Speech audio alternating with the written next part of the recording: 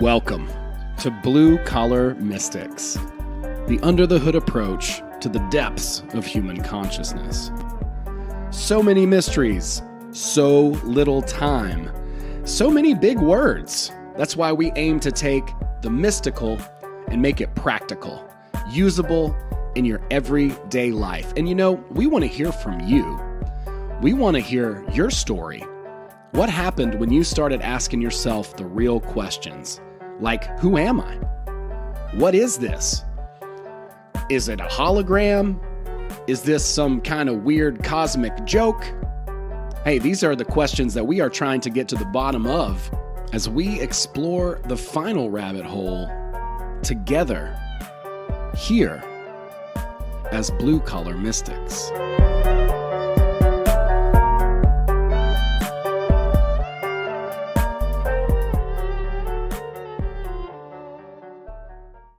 All right, good evening, everybody. Welcome to the show, Blue Collar Mystics, a show where we explore the mysteries of consciousness and try to make it as practical as possible.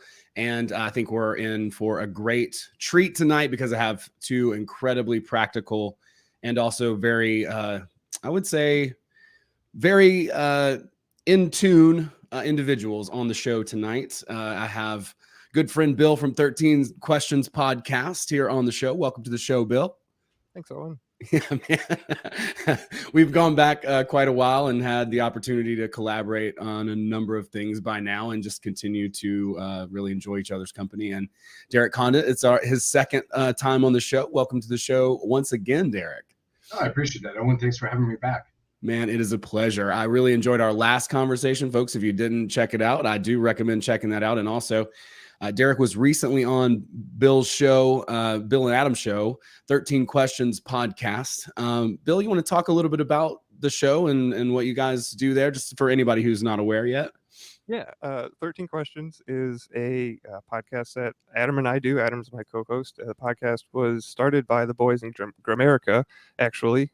And so the premise behind it is we ask 13 questions to our guests regarding masculinity. And so the capstone question is, what does it mean to be a man in today's world? And from this, we delve into other topics like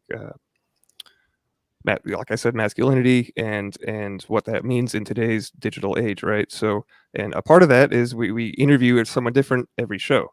And you and Derek have both been guests. And we at the beginning of each show, Adam and I do a gratitude segment in our intros, and we have a jingle to facilitate that. Excuse me, but we don't have a jingle. I don't have it with me today, but I thought there would be a good way to break the ice anyway, and we could just start by sharing some gratitudes. And the reason that Adam and I do this on the show is to kind of help facilitate the heart and the mind space to make that connection and get them coherent. So that way it puts us in a good mindset to delve into these introspective topics. And so by thinking of something that we love and that we're grateful for, we're engaging the neurons in our heart, right? We're thinking of things that make us happy. And obviously we're thinking of them with our brains. So that creates the heart-brain connection. There's actually brain neurons in our heart. Go figure. So I just thought I would share my little gratitude is healthy gums and teeth today, actually. Yeah.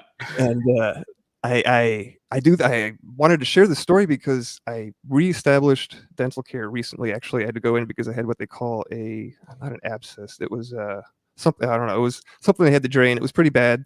Anyway, I hadn't been to the dentist in a while, right? And they told me I had to get a root canal. And I hadn't had any cavities up until this point, right? And so it was kind of a shock to me, and I really didn't want to have a root canal. Go figure. So I pulled out like all the stops, right? I went hardcore on every healing modality that I knew about, not just mouthwashes and stuff like that, but I asked for Derek's assistance, and I even made a little sigil for myself and charged it. And after going to being sent in between the appointments from the initial dentist to the root canal specialist, because they made me go see that guy, right? Mm-hmm. I did all this energy work, and root canal guy said, "Oh, we'll just mark it up to a fluke that you're here because there's clearly nothing wrong with you." Right?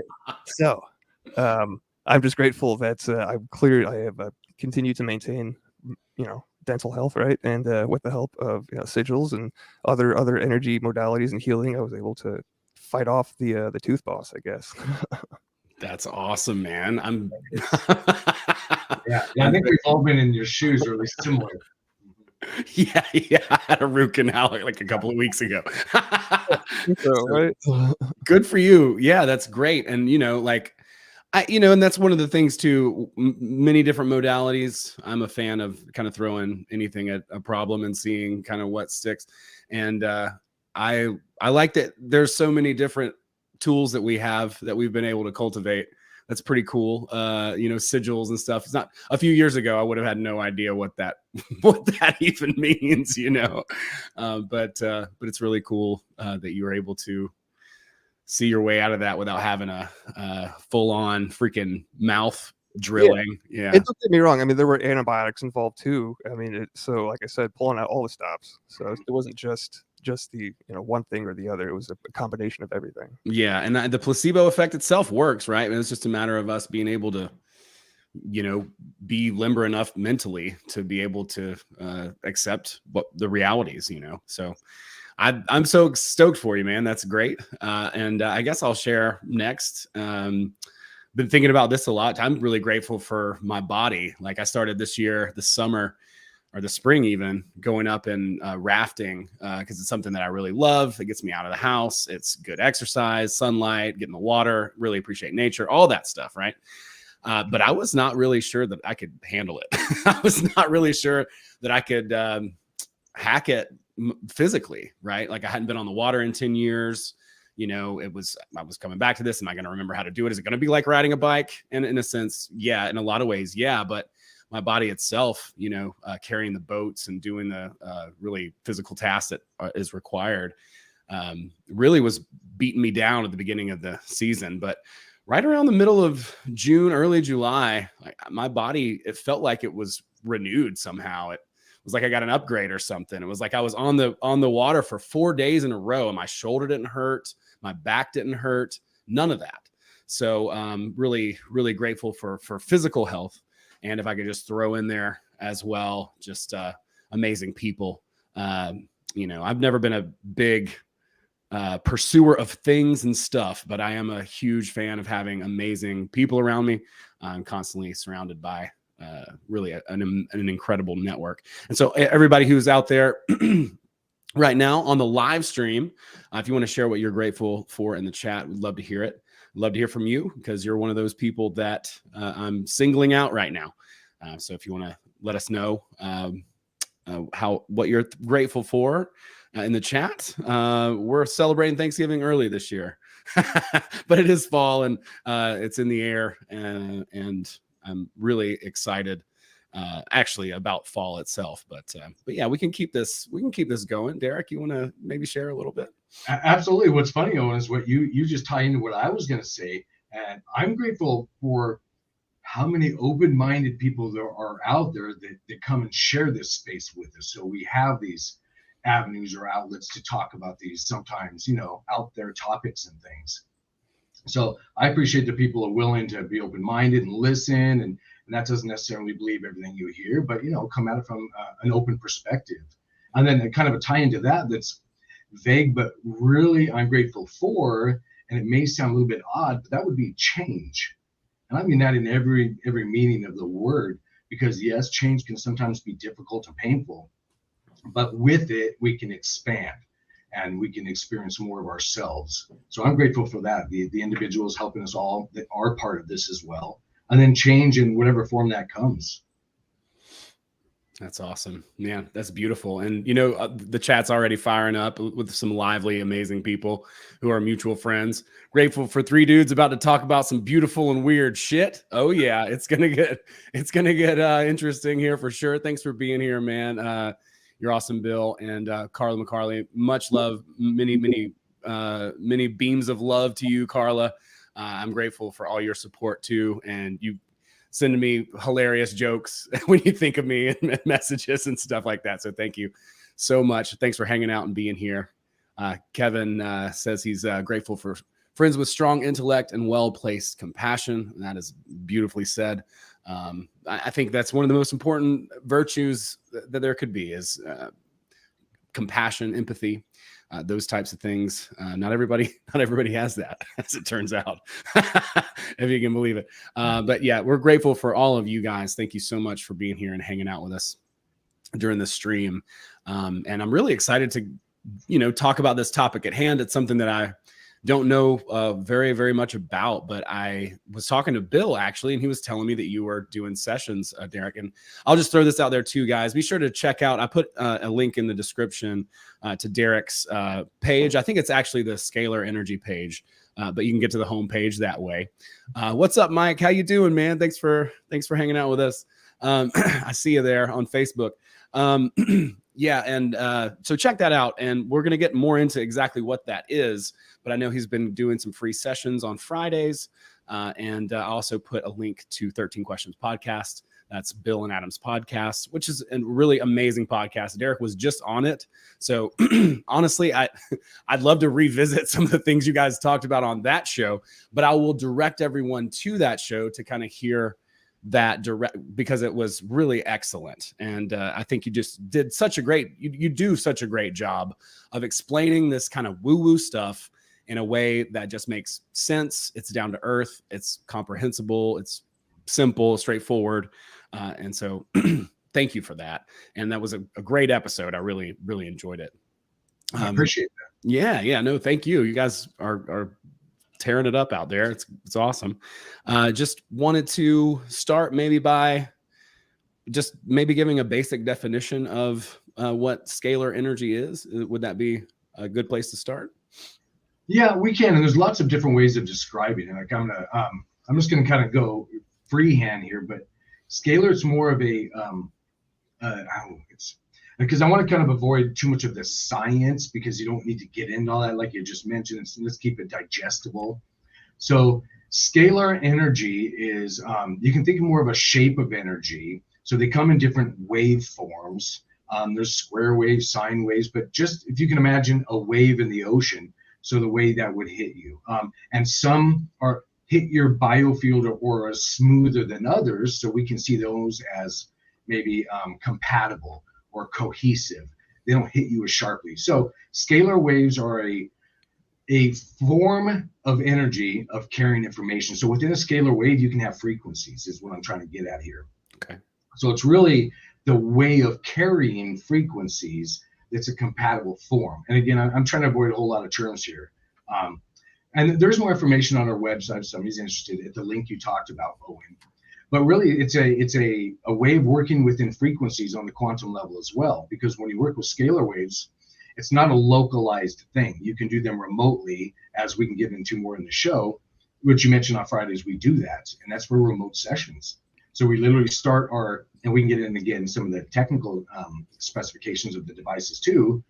But when they're turned on, in essence, when there's frequency then embedded within the scalar field, and then you can input, in our case, somebody's name on a list, or you can actually put the individual in between the scalar units, and they'll benefit from the frequencies being broadcast, you can think of like that. So I hope that kind of gave a general description or understanding of it. Yeah, definitely. maybe to contrast it with just, because I mean, energy itself is very difficult, I think, to understand, right? And so when we say we're doing energy work, like it sounds like, oh yeah, like let the Pleiadian overlords, rain down some mana from the sixth dimension or whatever. I'm being hyperbolic and it's blowing up in my face, but what I'm trying to say is, like, it just energy, it seems nebulous. It seems like something that people can just use to kind of fill in the blanks. Maybe we can backtrack a little bit and just talk about that energy to start with, and then we'll maybe go a little bit more in depth. That's funny, because I make fun of it too. I'll actually make fun of myself in sessions because I have to use the word energy. I'm like, energy, what does that mean? That's like saying ice cream. Well, how many flavors of ice cream are there? And they're all different. So sure, it's this. And even early on in the podcast, I was a little frustrated because our English language is even that much more limited. So it's all frequency and energy when we say that. And someone like myself, that I like to call a perceiver of energy, so I can actually see some of the stuff. And it's not even as concrete visual as you might think anyway. It's kind of nebulous. So if somebody comes up and say, what color is my aura, Derek? I'll say, well, it's not like it's one color. I mean, it differs, it varies. It's not quite that simple. So I try and translate some of this stuff. And the scalar, when we talk, to bring it back to the energy, when we talk scalar waveform, it is all physics and science. So somebody can search engine some of these terms and look it up.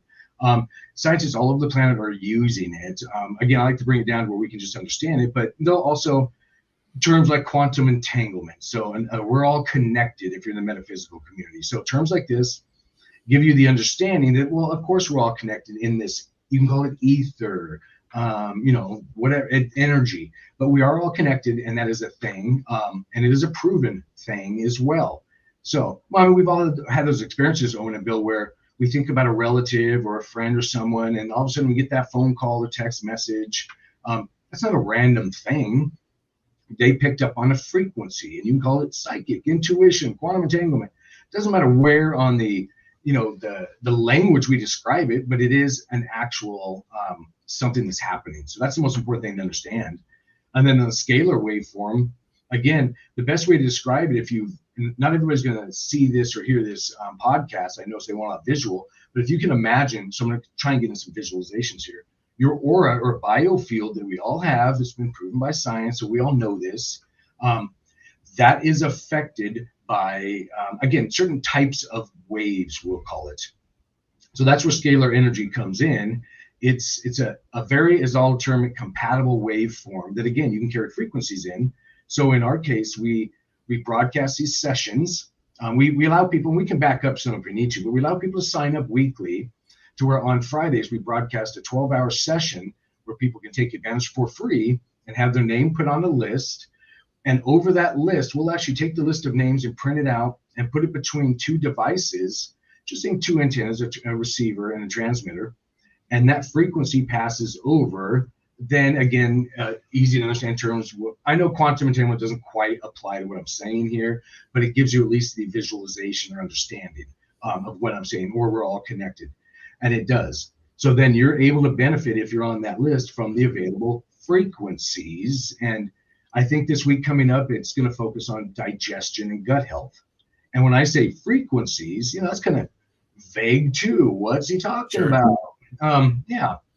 So if you look up Rife frequency codes, there's a whole lot more science behind this. I won't bore you with here in this show or podcast, but it is a thing as well. Basically, nutrients, feelings, energies can all be translated into a number.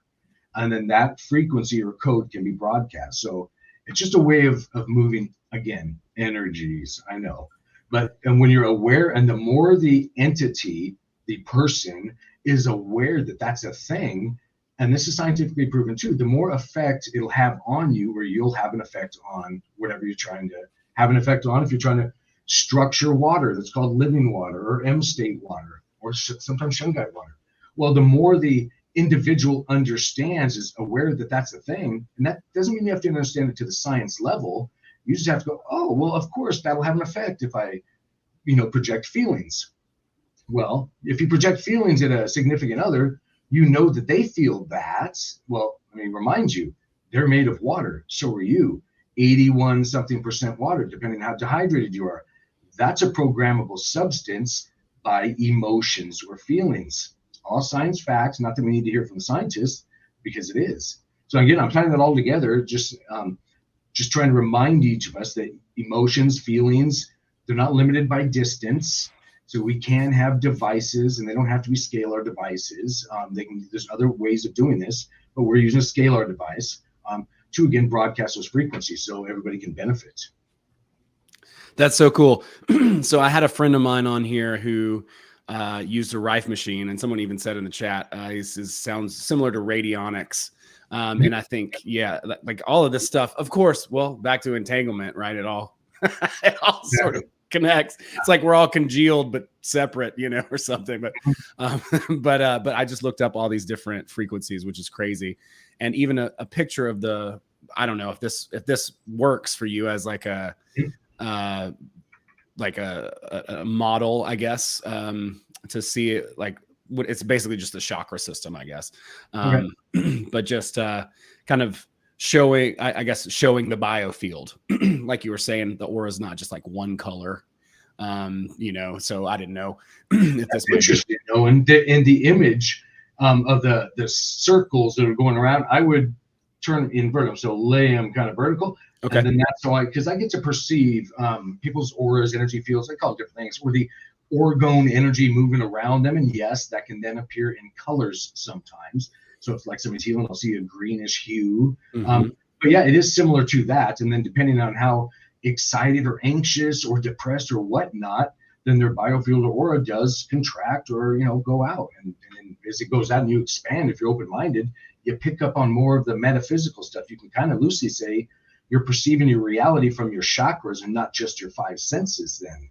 And I'll tell you, there's a whole lot more out there when you're open-minded enough to pick up on reality like that. So that's a great image. No, that's great. Yeah, I love that. And I just noticed a list of just different frequencies here, and I think it'll be interesting as we continue to talk about this. If there's maybe some overlap as well, I think that's fascinating.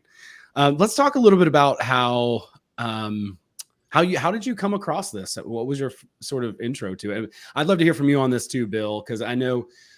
You and I actually were talking about it, when we were booking this. So yeah, anyway, yeah, let's just start there, I guess. Sure. I can jump in. My first intro on the Scalar was just intuition, as most things are. I think most of us work that way, regardless if we actually isolate it and call it that or not. We call it synchronicity, a breadcrumb, whatever it is, but we get shown these things.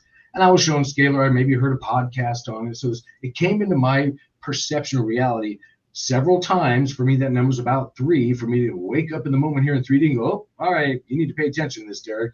And you better look up Scalar and expand from there. And as I'm saying that, Owen, just now, my ears started to ring, what people would call tinnitus-like symptoms, and they just shut off. It's a very exact thing for me. It's kind of like an etheric sign language. So I'm bringing that up because that's kind of, you're in alignment. You're talking about, you can loosely call it things like that.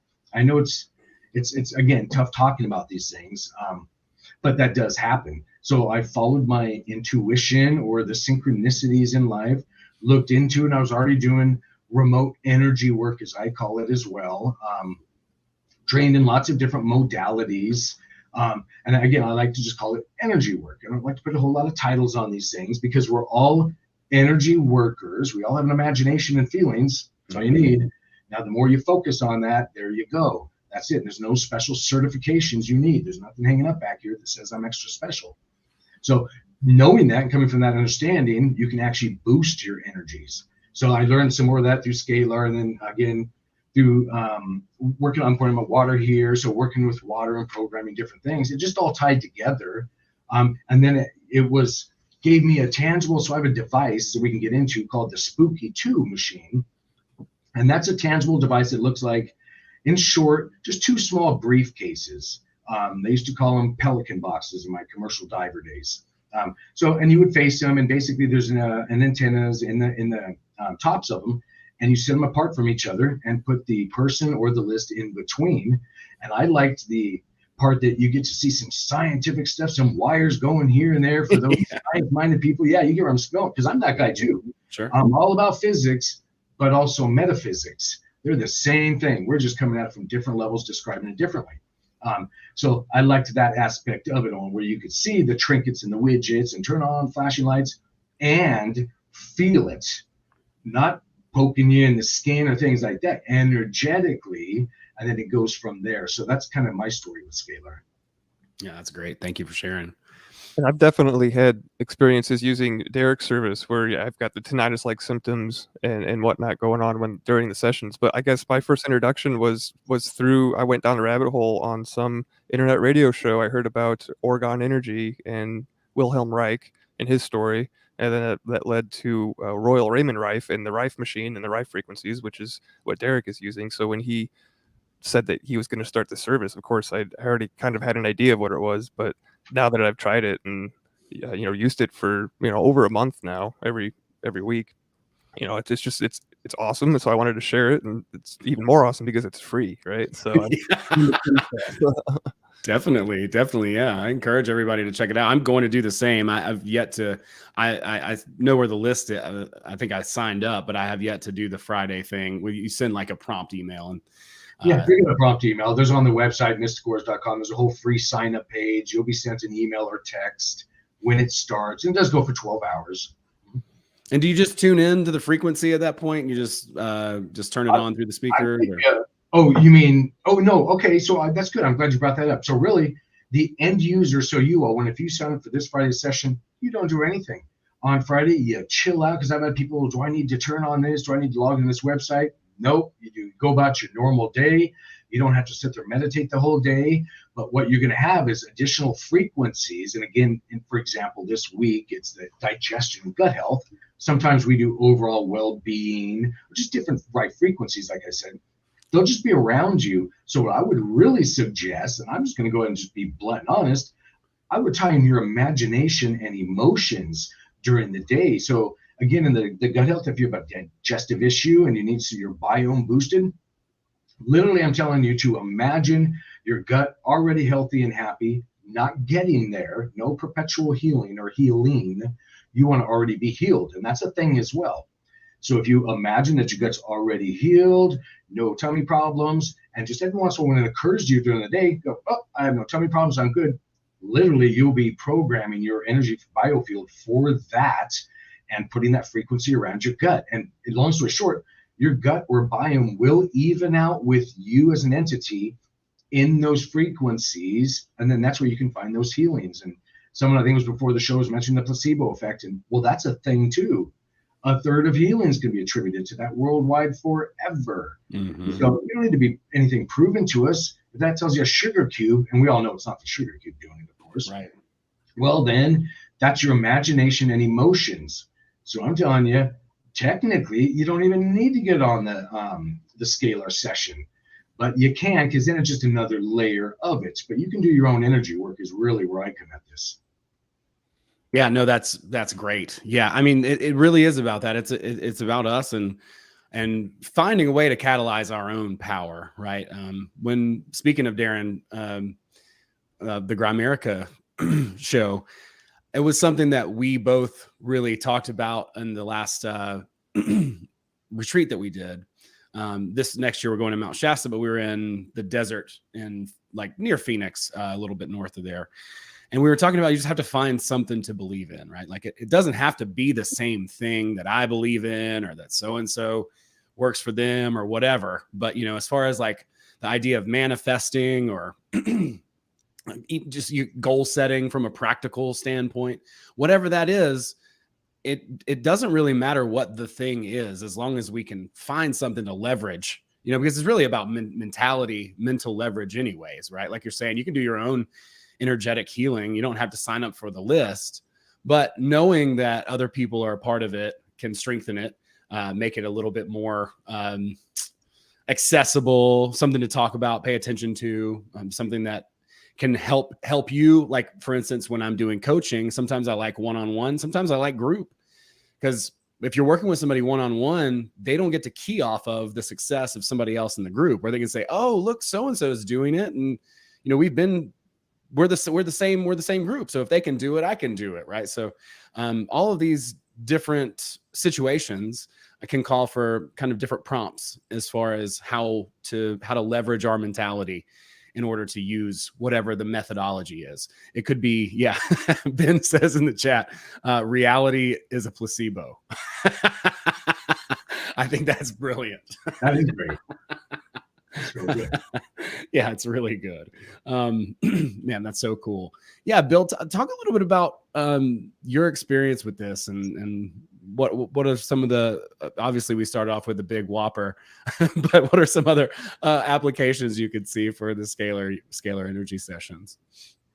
Well, Derek did mention the list. I think I did take a look at that, and it's over 5 pages. And so you can sign up. Correct me if I'm wrong, Darren. I haven't looked at your website, but you can sign up for a specific frequency, but you have to pay for that service if you want to pick the exact ones from the list. Because I got the chance to do that with you when you first rolled it out, right? To kind of try to guinea pig it or whatever. But yeah, it's really, really fine tunable. So if you have something that you really want to focus on and is really bothering you and you want some help with, then take a look at the list, see if you can find it, and maybe that'll give you a little bit of a refuge, I think is a good term. Yeah, we do private sessions. That's what you mentioned there, to where we'll focus just the frequencies needed, and you can pick several of them. So even if it's a foot issue or a nervous system issue or inflammation, it can really be anything, tooth issues, and then we'll basically layer those frequencies or line them up, and then those will be broadcast within the scalar frequency field towards you during your session. So they can be customizable. But on the Friday ones that we do, and that's why we do them for free, so they're more general, and we tell you exactly what's going to go in there as far as and there's the page that we do it on where you can sign up.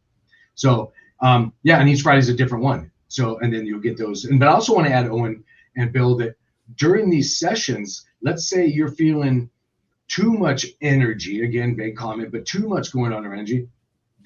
You're a conscious entity that has an effect on energies. That's a thing as well, and that's been scientifically proven. So I'm telling you, use your imagination and just think, well, I need to tone this one down because maybe it's too much. And I would say be a little vague, like, well, I only want what's best for me. Don't get too stuck in the thinking, well, I only need frequency so-and-so and only 40% of it. You can kind of get lost in your head that way. And if you kind of go more loose, like, okay, well, I just want to feel what's best for me now, and then have those thoughts, that's the frequencies or energies you'll perceive. You're driving this in no matter what. And just the more aware someone is, the more effect they're going to have. Yeah, I love that. When I was listening to the podcast today, you were kind of talking somebody through, just asking them if they're open to healing and talking them through. And I love what you said. You were like, I'm not doing anything. You're doing it. I'm just telling you what I'm perceiving. Right? I really like this idea of perceiving, being a perceiver. In fact, I'd love to just kind of talk a little bit about that, because I know you have a long history of being able to tune into stuff. We're all able to, we're all intuitive to some capacity. And I'm interested to know how you might advise somebody to go along developing and honing some of these skills to be able to perceive more and expand their awareness and or consciousness in a practical way. No, that's a good topic. I'm gonna come at it a little differently than people might expect. So how I did it, and I'm gonna start with we're all intuitives. We all have these energies. I don't have extra digits on my hand that make me extra special. I like to make that joke. That's not a thing with me. and I'll also tell you, it's also not, and I am a vegetarian, but that didn't make me extra psychic. I don't know any yoga. It's a great thing. And I'm not dissing these things. I'm just saying that there aren't certain things that you have to do to reach, I'm going to make fun of it, psychic level 5 or something like that. Really how I did it was in my thoughts. I expanded my understandings of this reality. And within that, the abilities that I already had, and we all do, heightened and expanded. So it's a little bit, because I used to think, well, you gotta, you have to go climb that mountaintop and meet Guru Bob and drink this magic potion and blah, blah, blah. Nope, BS and all of that. That's not a thing. It's really having thoughts, wrapping things around in your head and coming to those, what we can sometimes call aha moments or epiphanies in life. Or sometimes we can say, oh shit moments, like I was saying earlier. Well, those moments are the ones where you're connecting the dots. And when you have those realizations, that's a frequency, and it really is. And that can expand too, to where you'll start hearing it in your ears, like we talked about tinnitus. But really, in those aha moments are where the abilities turn on. For example, let's say you listen to some podcast and you saw some psychic person doing this, that, and the other. Well, and you realize it's a thing. Well, I'm telling you, hang on to that. So even if you've done it yourself once, here's a better example. Let's say you're listening to the radio and you start kind of guessing, getting pretty good at what song's coming on or something like that. We've all done similar things, or knew our best friend was going to call me at that moment. We had those moments. Well, those are impossible. No, they're not, but they're going to tell you they are. So what I'm saying is, if you've had one of these air quotes here, impossible moments, and we all have, hang on to that, because it's not impossible. It's possible. Get the heck over it and expect it. Literally just expect it, and they start happening more and more. And that's how you do it. Again, it's not a certain thing. You don't have to be that vegetarian. And, I'll make fun of a lot of things. It's not that way. It's really just being more open-minded, get out of your own way.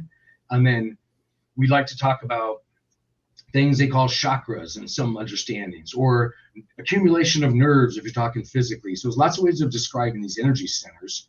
What I would suggest is, well, first realize, of course, you're not your body. You're a light entity having a physical experience. That's just a thing. You can call it a soul, a spirit, call it what you want, but you're a light entity driving these little meat sacks we call bodies around. It's a vehicle. Okay.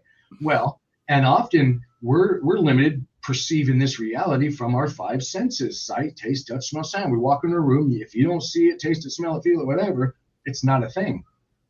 But if you just change in your thoughts, well, nope, I want to pick up more. And that's literally, you can just say that statement, and it's not an exact statement. It's an intention you're having when you walk into a room, meet a person, have an experience.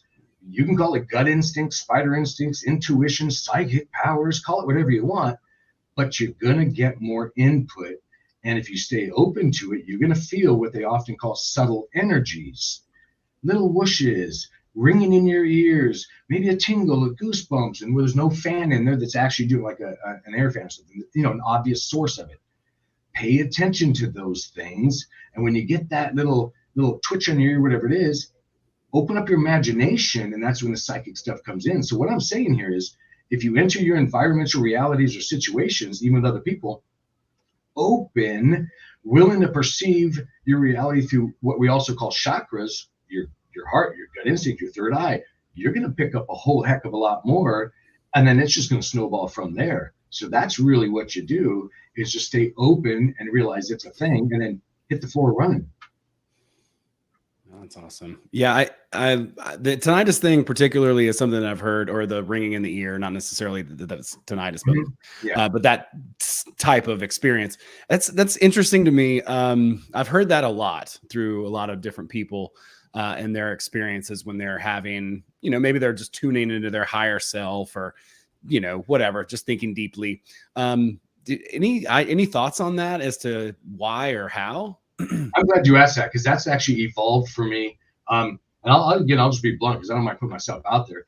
And there's no end. There's no psychic level 5, whatever that is, to reach. We're always expanding. I'm finding that out myself, because people ask me, and I'll tell you, the tinnitus thing, yes, it started with ringing in your ears. And you're like, oh, am I going deaf, or is something going on around here? It can go with all that. It'll change. So I guess I got to get into some more of the woo-woo stuff, because I'm what's called a perceiver. They call people like me seers in some societies. I get to look off to the side of the person. I don't know why, in their energy field, and I get to see stuff. And I get to see, they call it medical intuition. I get to see I just call them spirit guides. There's other entities out. There's a lot out there, I'll say, off the visual spectrum. So again, going kind of sciencey, all I can guess is I'm perceiving somewhat off, and I'm the only one that can do this, off of the visual spectrum, which is very limited, and we get to pick up on the stuff. And I get the immediate feedback, so I can look over there, see what you might loosely call a ghost-like figure, and they'll change forms and manifest right in front of you in my vision. But I also will add on, it's kind of an overlay of your third eye and visual spectrum, so it's both. It's interesting that way. So it's a combo, kind of like an overlay in school when you had those sheets of paper with different layers of stuff on them, and you flip them through. It's frequency, so I can look to the side, see different things, and chat with individuals. And then when I bring all that in, because and over here to my left, if somebody can see the video we're on here, there's a couch where I do in-person sessions, and I do them remotely too. And let's say when I'm chatting with that human in front of me, the entity having a human experience, and I get to see their spirit guide coming closer in their biofield, all of a sudden that human starts going, I'm hearing ringing in my ears, this, that, and the other. Or if their guide starts chatting with them, remember, I get to cheat. I'm just in there looking at the show, kind of go, oh, okay, what's going on? And then the human, I'm deciding what part to actually translate or try and describe. So what I've just kind of learned by observing, the more excited emotionally or connected these guides and others get with us, our ears start ringing, and it's immediate, because I get that feedback. I'll see different entities. We'll just be come in the room, and I'll have to grab my ears sometimes, because they just hit. Again, frequency is vanilla as a term as energy is. Right. But I know, but they're hitting certain frequencies, and I just straight up feel it physically, and it's the oddest thing, but it is a thing. So tonight's like symptoms come with that. And before I keep going too much here, when I was saying it changes because mine's turned into what I loosely call an etheric sign language now. It's just not big squeals in the ears. It's immediate, kind of like you can think Morse code, but with information and downloads. Again, I don't have some book I can reference to tell you, but that's what's going on. Mm-hmm. So the more you accept it and get into it and perceive your reality from all of your senses, and there's way more than just 7 chakras, then you can pick up on a lot more, is what I'm saying there. And so that's why the tinnitus like stuff too. That's great. Yeah. What's your experience been with that, Bill? I mean, expanding into our other senses beyond the 5 physical ones has been a trip. And that actually kind of brings me to another issue I wanted to bring up: expansion versus growth, because growth is actually a limiting concept in relation to expansion, which sounds weird at the outset, but this kind of stems off of the last 13 questions that we did with Derek and Dave Robinson. Derek's actual episode on 13 questions is episode 50. But during the most recent one, which is UFOs and quantum entanglement, we were talking about healing and growth. And Derek had brought up the idea of expansion, and I was reading in my Ascended Master instruction book about the next morning, right? And this is written by Guy W. Ballard, and it's book number 4. I know my light's not too great, but I wanted to I pulled out an excerpt I wanted to share to talk about expansion, and I wanted to share it. So yeah, but before we get into that, just a little bit about the book and the series. This is book number 4 of 20, and this is called Ascended Master Instruction. And the foreword explains a little bit about the background. It's only a page and a half, super short, so I'll just read it real quick. It says that our beloved Ascended Master Saint Germain dictated the series of 28 discourses over a visible light and sound ray in the home of our beloved Mr. and Mrs. Guy W. Ballard in Chicago. This Ascended Master Instruction is published from the original manuscripts left by Mr. and Mrs. Ballard. Only fragments of the real understanding of the mighty I Am Presence had been given to the world until this Ascended Master consciousness came forth. The beloved Ascended Master Saint Germain says, "It is the most important understanding mankind can ever have, and there is no freedom nor perfection for the individual except through this conscious application." When the phrase, "Mighty I Am Presence come forth," is used throughout this series of books, it is always a call to the God Presence to pour forth or release the outpouring of perfection that one making the call desires. This book not only carries the Ascended Master's understanding of the beloved mighty I Am Presence, but is charged with beloved Saint Germain's Ascended Master consciousness and the ray of light and love from his heart, which are his Ascended Master feeling and comprehension of its full power, forever self-sustained. May this book of Ascended Master instruction anchor the attention of all who read or contact it so powerfully upon each individual's own divinity that the full Ascended Master consciousness of the mighty I Am Presence shall fill the earth and release within the power of 1,000 suns the eternal dominion of the light of God that never fails. And so that's the end of the foreword. A little background on the series of books. It's been super interesting to read so far. I'm actually on book 5, but this comes from book 4. And to get back to the point, he makes this is on page 248 for in case anybody's following along. It is in the middle of a discourse, so it is kind of picking out in the middle. So we'll just pick up here. It says that there is a great mistake that mankind has long made, and in bringing it to your attention, I wish to indelibly impress it upon your consciousness. It is this: through observation, the outer consciousness of mankind has observed things, creation, from the standpoint of growth. When to the student of light, it should be looked upon from the standpoint of expansion. Correct understanding will wipe out the consciousness. Correct understanding will wipe out of the consciousness this inhibition or idea of growth. Growth, to the outer sense, requires a short or long period of time, according to one's comprehension or attitude toward it. The idea of expansion will enable the individual consciousness to feel its liberty and freedom more quickly now. It is our privilege to express and use the completed, perfected form of the object, article, or substance which we wish to use. This consciousness of expansion comes about through the recognition of the expansion of the mighty I Am presence, the all-powerful principle of life, which animates, governs, and directs the outer form. It is time now that individuals erase from their consciousness the idea of growth, which signifies more or less time, and enter into their God-given freedom through expansion. Then live, move, and be that fullness and freedom in and of all things, which is everyone's birthright. So I'll cut it short there, but he guys go on to say a little bit more, and then he switches to another great mistake that individuals make is taking entirely too seriously the outer appearance. So he goes on, he switches to don't take yourself too seriously after saying all that stuff. So I thought that was kind of funny. But yeah, I thought that I wanted to bring that up just to get Derek's idea on it versus growth versus expansion, and how it kind of removes the aspect of time that takes us out of time, right? It does. I nerd those books. I wrote down, so I'm gonna have to look into them. Cool. What that reminds me of, Bill, is what I actually teach myself as well. So again, I'm an energy worker. So I help people heal themselves, sometimes from not just energy things, but physical ailments and things. And I'm not saying the word, some words here for reasons, because there's not diseases, there's diseases. Lots of programming, play of words, I know, but it does matter. So what I want to get at here is what you just made me remember. When I teach people, and again, I've been trained in energy work and many modalities. One of them, often known, is called Reiki as well. And it's called different things in different areas. But just so you have an idea, for those who maybe don't know, often they're taught in those modalities. Let's say, for example, I have a broken arm. And then some Reiki masters come around me and start sending this invisible energy.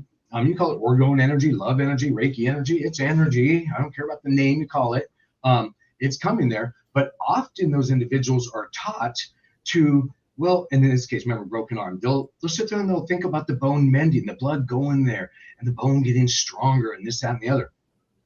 I would suggest that's a horrible idea, because what you're actually doing there is when you're actually flinging, and I'm going to make fun of it, flinging these invisible energies, and it's all real, they're invisible energies. Okay, what you're actually working on is the aura or biofield, not the physical body. Your physical body will match your aura.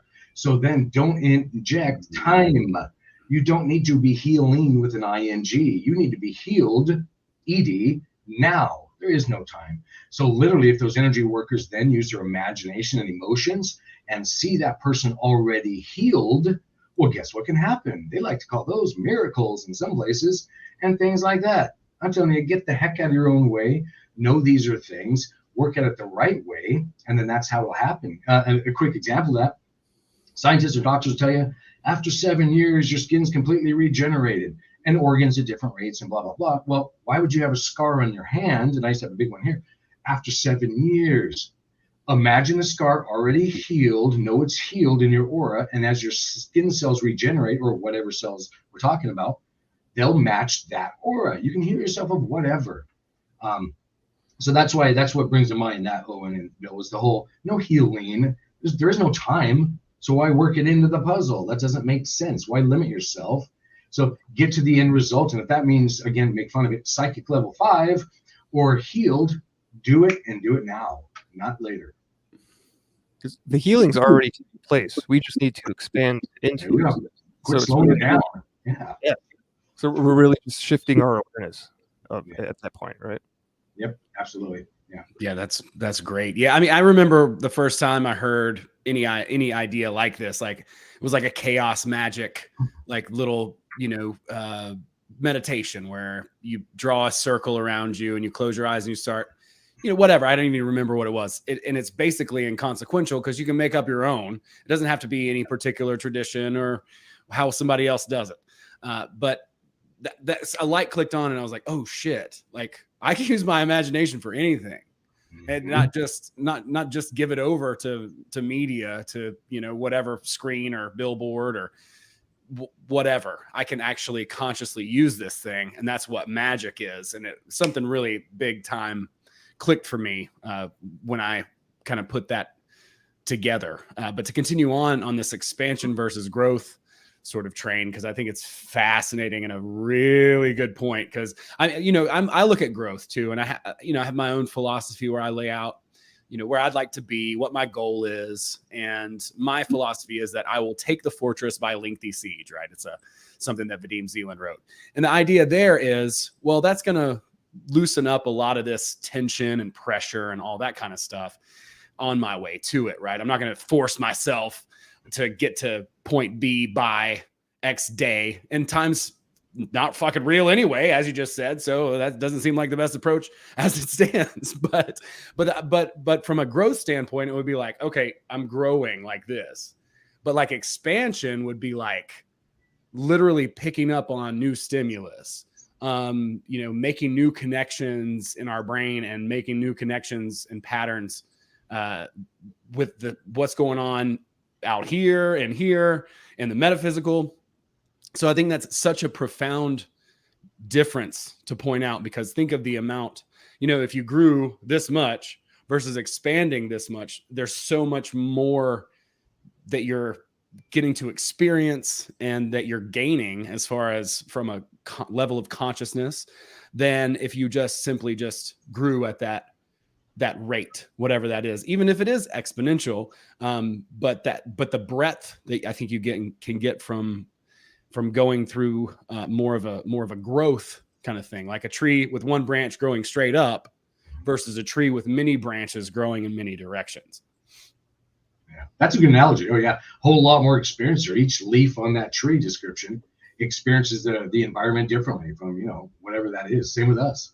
You experience your reality from your heart chakra, your physical, and blah, blah, getting all these different ways of experiencing it, and your understanding goes more. And with expansion rather than growth, you can make huge leaps too. You don't have to climb this ladder one by one. That's not a thing. Exactly. Yeah, exactly. That's what we need, imagination. I love that. See, to me, that's the big hack is, because it's so easy to think you have to do it the same way as everybody else, or it needs to go this particular way, and it's going to take X amount of time or whatever. But I would actually like to talk about that as a process too, as far as the expansion goes, because I believe there's something very intuitive about it, because we're going to start to maybe notice things where we can challenge ourselves and grow. But any sort of insight into that either you guys have, as far as like how to consciously become, because what is the saying in self-help? You don't know what you don't know, so how can we consciously as individuals challenge our own limits of perception, I guess is what I'm asking. That's a good question. I guess I can jump in on that quickly. I think Bill and I kind of talked about this in different ways as well. I mean, just be open to anything and everything. So just experience it, and kind of, I guess I try and remove the 3D storyline from it, and then look at it back behind that. And then with that, you're going to have more of those aha moments or epiphanies, or find more of those breadcrumbs and synchronicities we've been talking about. So there's something to learn. I guess a looser way of putting it is there's something to learn from everything, even if it's learning not to go back to that sort of thing.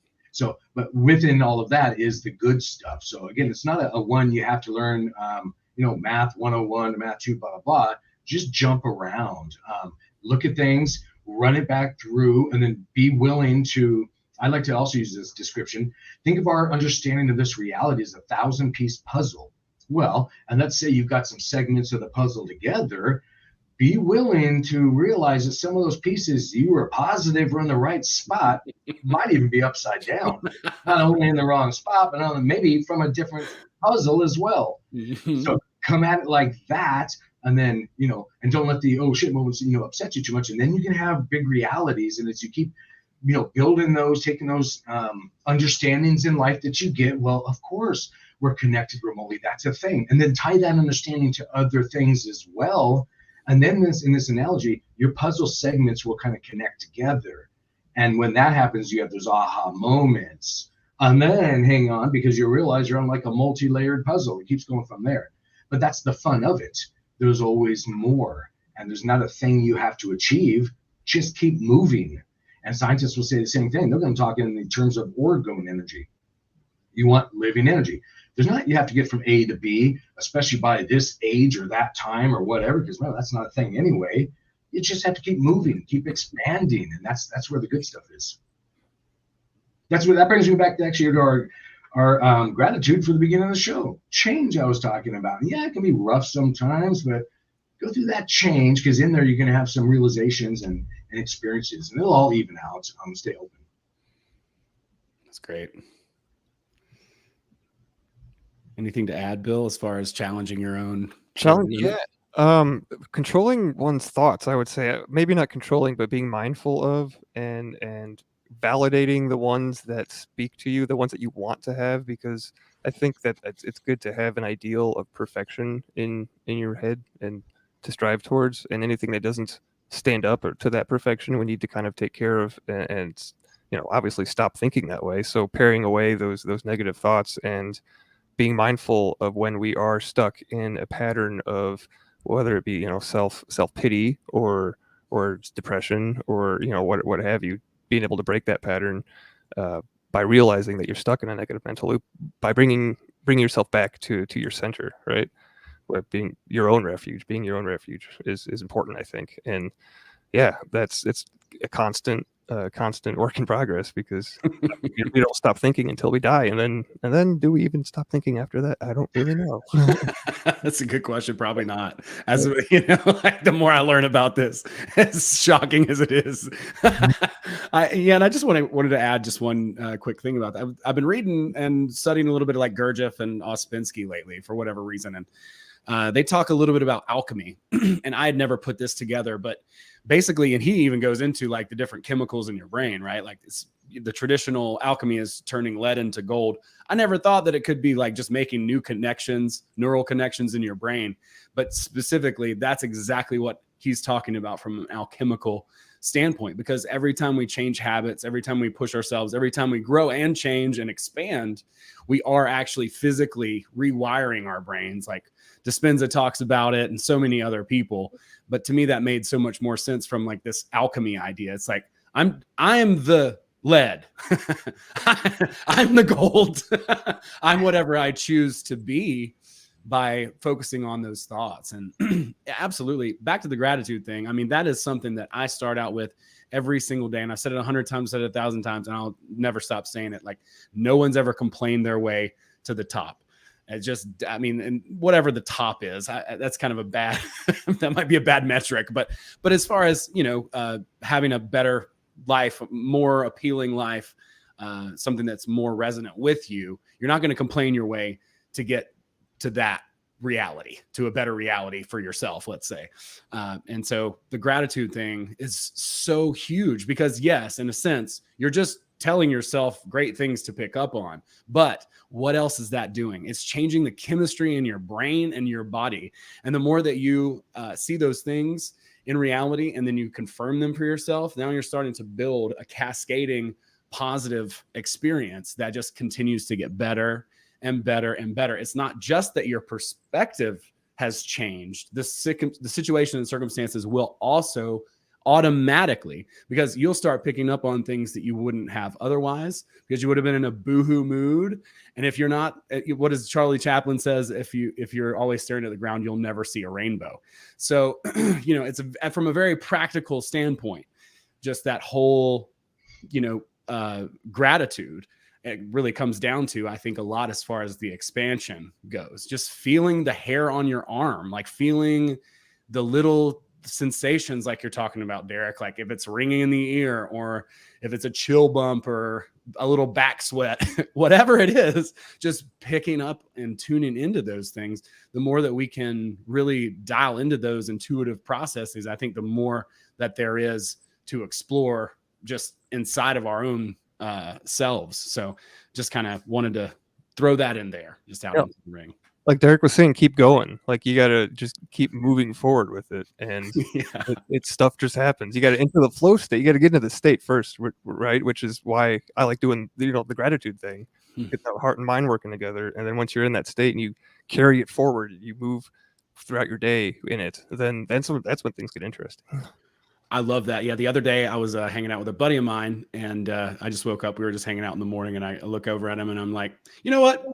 why don't we just quit? Let's just quit everything. And then we just both started just dying laughing, because it's like, that's not a real option. You know what I'm saying? I mean, it's totally an option. But, you know, as soon as you say it out loud, you're like, nah, fuck that. You know, I'm not doing that. You have to continue, just continue going forward, just plow. Yeah, that's I actually appreciate that we did the gratitude thing, because that had me, before the show, slow down, because excuse me, I tend to go pretty fast in my day, but I had to take the time to slow down and give it some thought. And so I actually was grateful for the gratitude moment. How corny that sounds, I know. But it was, I know, but it was a good reprieve, and I got to slow down, because I'm that guy that goes about 100 miles an hour in my thoughts, let alone outside physically as well. So no, I appreciated that, and I got to slow down and focus and kind of catch my breath as well. So it was nice. Yeah, it took me a while to come up with mine. So yeah, it forced me to, you know, take a minute and hang out in that headspace and that heart space to come up with something that's, you know, I thought it was interesting enough to share anyway. Yeah, and I think one thing that goes that's great is there's so many little things too to pick from. I had a lot of different ideas in my head as far as like, what am I going to talk about? You know, because I literally did feel like somehow my body worked better. I don't know if that's just my body saying, all right, if you're going to put me through this, I'm going to step up to the challenge. Or if I got, you know, some mantis people, you know, working on me at night when I'm sleeping or whatever, right? Does it matter? I'm less sore. I'm really grateful about it. And I'm stoked, but like the weather right now here is just, it's perfect. Like it's fall's coming. It's in the air. There's this crispness to it. It just puts a spring in my step. The birds, the way they sing, it could be literally any tiny thing, you know, a babbling brook, or the way that laundry detergent smells. I mean, it could be anything, any little thing that that you can just highlight sort of in your reality, and just, you know, just give it a little bit of a gratitude. And gratitude is the attitude that promotes that expansion and that growth. So it is so important. It's the first thing I really start off with every day. And I, like you, Derek, especially with maybe coffee has something to do with it. But my mind just, yeah. So it is really helpful for me. And one of the things I do is just morning pages, and I force myself to just write. It doesn't matter. It could be anything. And sometimes I do complain, but for the most part, I start writing about something that I like, or that was funny or interesting to me. And that just leads to this whole world, a playground of good emotions. Like, imagine living in a playground of good emotions. Well, it's our own design that basically allows for that or doesn't allow for that. It's really up to us, I guess. Yeah, it's tough to wake up in our heads sometimes during life with that anxiety, stress, depression, those energies that are around us. It really is. But that's one of the keys too, is to wake up in our heads in the moment, go, wait a minute, it's all actually fine. And, you know, we can get through this and look at it from another perspective. And then we'll see our answers and outs sometimes too. I got to versus I get to, you know? Yeah. Yeah, exactly. Yeah. Like, and you know, it's funny too, because it's tempting, because you can get to a certain level where you had wanted to get to. I mean, you're never where you want to be, right? But you can get to a level where you were like, oh, this is cool. I've gotten here to where I want to. And even then, the temptation is there to be like, I got to do this thing, or blah blah blah, whatever like resistance there is, or strange. I don't know necessarily what can get in the way there, or just an old temptation. And the Gurdjieff stuff that I've been studying, he talks about how it's completely unnatural for us to have any negative emotions whatsoever, which I find to be very interesting and incredibly controversial, and also plausible.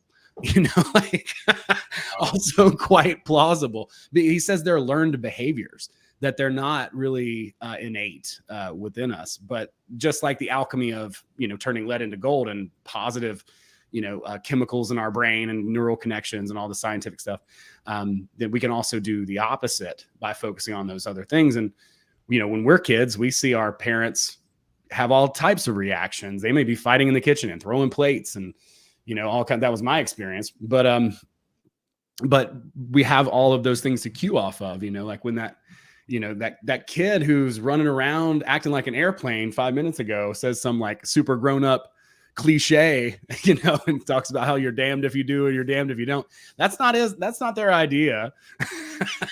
No. You mentioned negative experiences too. Well, that's a perception thing. So it's negative to one, may not be to another. And an example is, so I'm an organic beekeeper as well. Well, and I don't go out there all suited up because I don't get stung. But when I did get stung, it just by chance, of course, happened to be right here where my third eye would be, you can imagine. But I saw it as a positive thing, and it actually was from the metaphysical level. And that's for a whole nother story. It boosted me energetically. Lots of stuff came from that. It wasn't just, painful bee sting. No, that wasn't a negative experience. So again, it's always a play of words and perspectives on that. And I'm no better than anybody else. I have what we can term negative thoughts and feelings all the time too. So we all need to keep trying to wake up in these moments and then help remind each other of this as well. So then we can all benefit. It's a prompt. At the end of the day, it's just a prompt, right? Like, and that's Kevin in the chat says gratitude is divinity checking in with itself. I love that. That's nice. Beautiful. Yeah. So that whole I love that reframe on the negative thing too. That's most excellent. Oh yeah. But yeah, wow, there's just so much. And I'm really glad we had the opportunity, or have had the opportunity, to just sit down and chill and have like a casual conversations, because so many really cool things have come up. So you guys out there in the chat, if you have anything that you want to add, or questions or experiences or comments, do feel free to do that. More than happy to talk about some of the stuff. And then if there's stories people want to share or anything like that, we can have you guys pop in, even if you'd like, and chat directly with us. It just keeps getting better and better. I love the idea of what you said too about sort of removing the 3D story, not to like just jabber about an ancient philosopher from not ancient, but an early 1900s philosopher, but that whole idea of the 3D story, removing that, we get so attached to it. And he even says something along the lines of people trying to find their past lives and these types of things. And I'd never heard this perspective before, but that's just the same thing as being addicted to this story. Sure. Yeah. And I think there's a lot of insight that can be gleaned from that. Like, for everything that's true, there's another sign to it as well. Obviously, we want to understand and be our most authentic and connect to that higher self and really explore that connection and who we truly are. And he kind of divides that as well into two categories. As one is personality, which he considers to be kind of our programming and how we're designed and how we design ourselves, which we need to develop. We need to develop a personality. And then he splits that over into essence. So the essence would be like who you really like authentically are, how you express in a very unique way, a divine way. And then the personality is this sort of, because he starts out with negative statements like man is a robot, like man does not choose, like these types of, he starts with a problem. Like if you were to go to church, the kind of thing, starts with a problem and then brings the solution in, as opposed to saying, oh, you're beautiful and perfect and all this kind of stuff. He has this sort of hard edge to him and a very, I would say, like a really good sense of humor. But the idea of those two different things, right? Like that really opened up my eyes to some of the work that I really have been drawn to, especially in dramatic arts and things like acting and comedy and things like that, where we really do a deep dive on who we are and how we come across, as opposed to getting, killing your ego and not really having a personality almost. It's like some, there's that extreme where you could kind of not even have, a personality. Whereas there's the other extreme where you could just be, just swept up and narcissistic and everything in the self. But understanding that we come across a certain way and the difference between essence and personality, what we intentionally tweak and change about ourselves versus, who we just naturally are. And like understanding that we do have a natural essence. It's kind of helped me to kind of compartmentalize those two things, because they kind of get clumped together when you do like authenticity work. People think there's this rift sort of between personality and essence, and it's kind of hard to tell where one ends and the other begins. Would it be fair to say that you're speaking of past lives, like you're going to have a different personality in each quote unquote past life, but your essence is unchanged? And so if I, just to clarify, take past out of it, it's just a congruent life. It's happening. Everything's happening now, right? The eternal now. So to take it back to scalar energy, in past lives, I believe, correct me if I'm wrong, but when we heal ourselves, that can have a generational effect too, and affect our quote unquote past lives, or even our family members or ancestors, right? As long as that person's understanding encompasses that. The ancestor or the person? What's that? The ancestors' understanding or the You are the same. You're connected. They're concurrent lives, like you're saying. Okay. So when I do sessions with people and look at them, they say, "Tell me about my past lives, Derek." I'm like, "You don't have any." I'm like, "It doesn't work that way." They're all, and I'll joke with them, they're all happening at once, because for some reason I get to look over their head. And sometimes if I see like an aware version of themselves in other lives, they'll get my attention to flag me down and start talking. Or sometimes there's different versions of reality, but they're all happening at once. It's like Netflix, video on demand. I don't know which one you want to focus on. There is no time. So yeah, you can do those things. That's why it's nice that you brought that in, Bill. There is no past lives. They're all concurrent. And there are different versions. So I keep looking over here because I get to see another version of Bill, like right now, chatting with me. And so that you can loosely call that your higher self or oversoul. And he's giving me tips and suggestions of what to bring in. And so it's always a play of terms down here for us too. We are always capable of being completely aware. We just need to get the heck out of our own way. That's just it. It's really nothing you have to learn. It's really unlearn is what we would do. I think that's true too. I think so much is intuitive, but we learned to not into it, right? Like they say counterintuitive. No, it's intuitive. We've just developed and put, that whole personality, how I appear to other people. And he talks about external considering versus internal considering, right? Like internal considering would be like, I'm so worried about what the world's going, all this stuff and other people's thoughts and all these things, and about me, as opposed to, how can I interface with them? Where are their perspectives, right? Like external considering, as opposed. And someone in the chat, my friend Carla, she says, could you discuss vulnerability, different seasons, and about not letting fear or scarcity hold you back for the uncertainty of where you're going to land? Techniques for letting go of attachments that aren't for your highest good as well.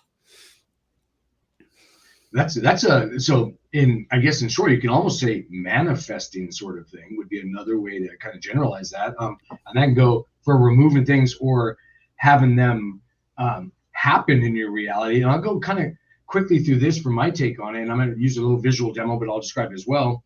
Energy in the 3D, one form of it is water, and it works a lot better. Water does in a container we call a cup. So what I'll say is etheric energy or imaginative energy works well in a container too. So we're talking about imaginary energy. So use an imaginary container. One suggestion would be a buckyball, a fullerene. It's actually the molecule in shungite. And I won't bore you too much of the science, but there's a lot of science for that. So if you come at this reality with the understanding that, energy, whatever type that we're talking about, works well in a container, it holds form more. So now apply that understanding to your manifesting of whatever you're trying to do. So if you're trying to manifest that new house or new job or new boyfriend or girlfriend or whatever it is, have that imagination thought, get excited about it, and just imagine it in a container. Again, you can call it platonic solids, sacred geometry. There's lots of fancy terms for these things, but they're shapes. So use them as imaginary containers, and don't worry about too much, well, which one for what. That'll kind of hone its process as you expand. So don't worry about it too much.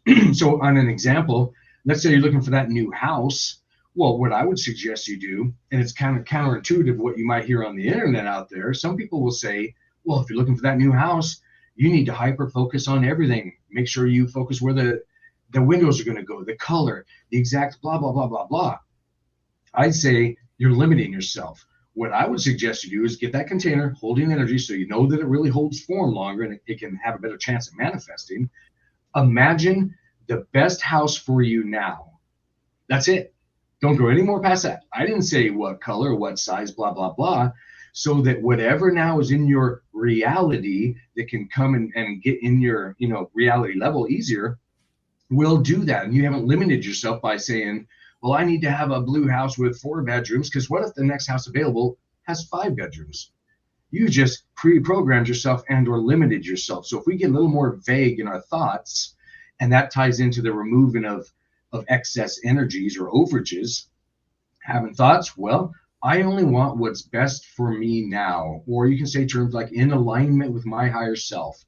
And we don't have to go OCD on these terms. It's getting the general understanding, or the gist is what I'm getting at. So be more vague and say, I only want what's good for me now, because we're not going to know, well, wait, I don't need energy 1, 2, 3 and the color purple or what. We don't know. Come on, we can't all see these things. So then just get the general understanding and then know that it's done. And that's how then you can play a little bit more in the etheric energies and really have an effect. Yeah, that's great, Bill. As far as techniques for letting go of attachments that are that aren't for your highest good, something that I like to do every morning when I wake up is, and I learned this from Derek, to nullify any dream contracts that may or may not have been made that are not in alignment with one's highest good. So it's kind of, I don't know, a good jumping off point every morning. Do that and then jump right into your gratitude.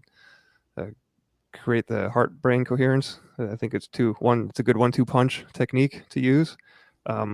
A bit about the dreams, though, or your dream contracts. We do go places when we sleep, and we don't remember them a lot of the times when we come back. So just to cover your ass, I like to nullify any of those contracts that may or not be up to snuff, so to speak. I'm glad you brought that up, Bill, because in being vague, like you were just saying, and we've talked about before, you don't have to know, well, I made contracts so and so, because what the heck do we remember most times when we wake up? But if you have the overall understanding that, well, yeah, about a third of my life, I'm up there doing stuff or things are happening. Mm-hmm. So you just have to have the understanding as a conscious entity that you can have a thought to yourself, not projected out somewhere else, no gurus or masters. I revoke, and again, you don't have to go OCD in this, but like Bill was saying, I revoke any dream state agreements that were not in alignment with my higher self. Or you can say, any of that crap I did last night that wasn't good, I want to get rid of. Right. However you want to term it, doesn't matter. But it's the gist of it, like I was saying, do that. So, and I'm a busy guy too, just like you guys. So, but I slow down every day to do just what Bill was saying, the dream revocations. They matter. They really do. And just doing those, let's keep it real, crazy head games with ourselves, they make a difference. And they're not crazy head games. They actually connect, and everything is connected. So, and you can do it in your thoughts. It's called telepathy. So your partner, roommates, or whoever doesn't have to look at you and think, oh, he's gone over the deep end. Do it in your head. It makes no difference. It'll still have an effect too. So that's a great thing to remember. Yeah, I think that's great. Go ahead.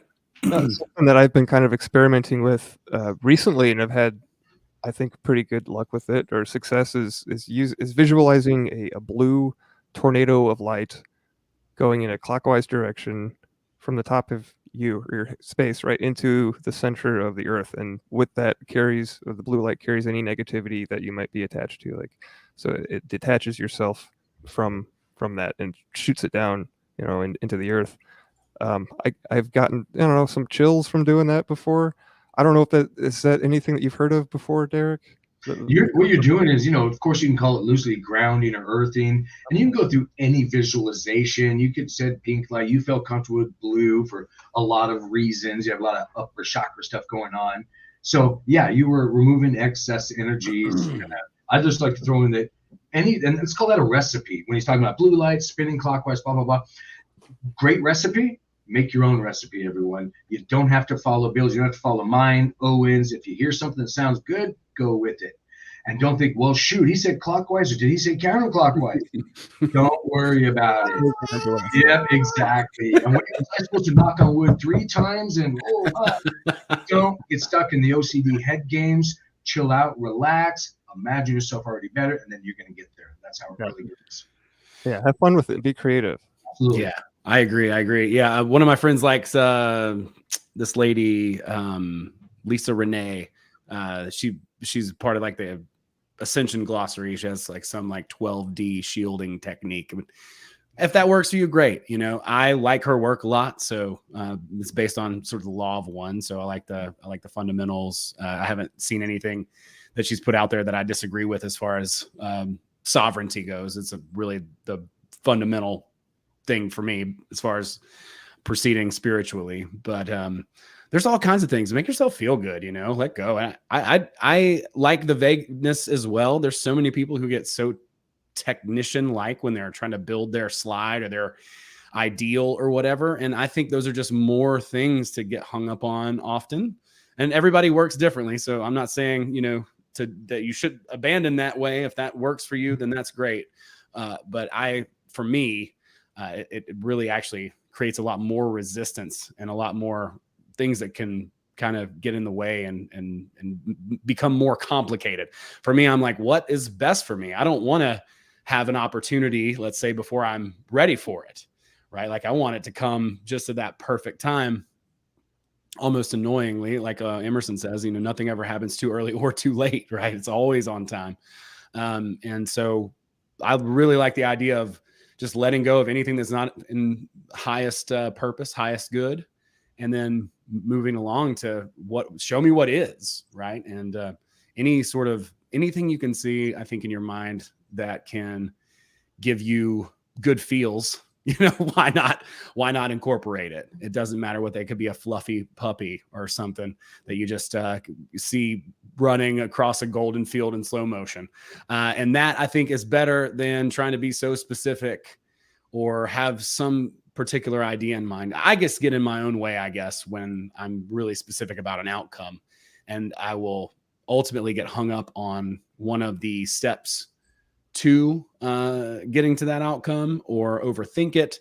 I don't know. A lot of things, it never happens the way that I think it will in my head. Like logically, I can create this logic tree or this chain of events that I know for sure makes a lot of sense. I'll call so-and-so, they'll put me here, this will happen, and then so-and-so. Every time I've ever gone about anything with that approach, it's always upended. Every time I've gone into something with the approach where I'm like, all right, I don't know how it's going to happen. I'm going to do my due diligence, which is to take action towards the goal or whatever.